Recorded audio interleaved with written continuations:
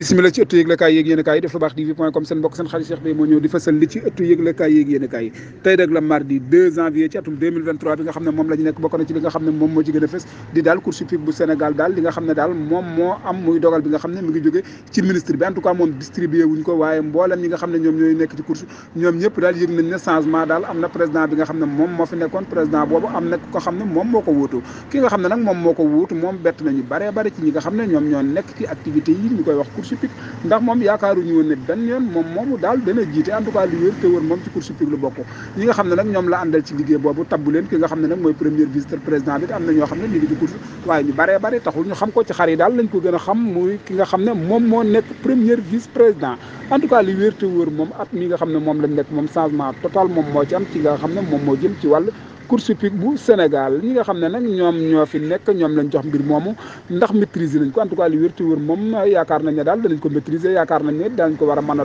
doxalin nga xam ne moom mooy doxalin bi mucc ayib ndax loolu la ñuy séntu ci moom ndax danañ ko def en tout cas moom loolu rek moo war a mën a am bu ko defee ñëpp daal di xam ne daal mbir mi daal nii rek la war a mën a demee en tout cas moom course hippique bu Sénégal moom jot na sëkk ñu changé ndax dimanche course hippique bu Sénégal ndax danañ dawal en tout cas moom ñu bari ñi ngi xini mi ni naan course dana am du am ndax arrêté bi nga xam ne moom moo war a dogal ne course war a am arrêté boobu moom àllarba ci lañ wax ne day génn yemoog le 3 nga xam ne moom lañ yaakaar ne daal ci la war a mën a génn en tout cas moom bu génnee rek yaakaar nañ ne dañ war a mën a dawal ci dimanche bi nga xam ne moom lañ jëm xaalis bi nga xam ne moom mooy bàyyi colonage di ñëw ci course hippique bu Sénégal xaalis boobee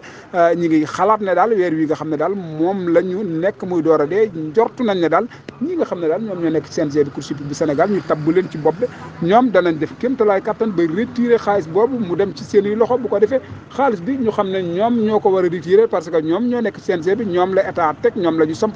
bu ko defee ñu mën a daal di amal daal saison boo xam ne saison 2024 di saison boo xam ne saison bu mucc ayib lay doon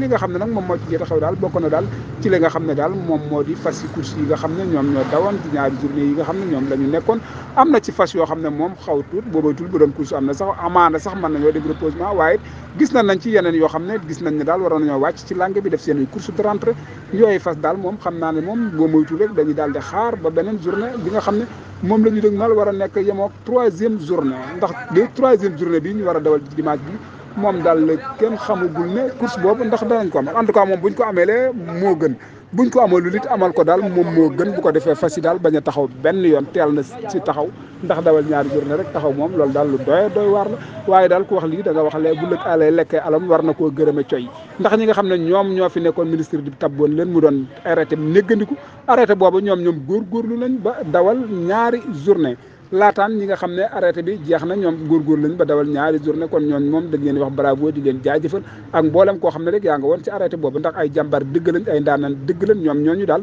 am nañ jort ne bu fekkante ne ba ñoom ñoo continuer course yi dana tabbi ci ay loxo yu leer yu wóor yu transparence course yu neex a neex waaye daal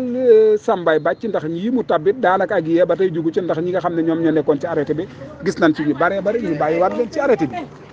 fii lañ yemandi bàyyi kon continuation à vous Dakar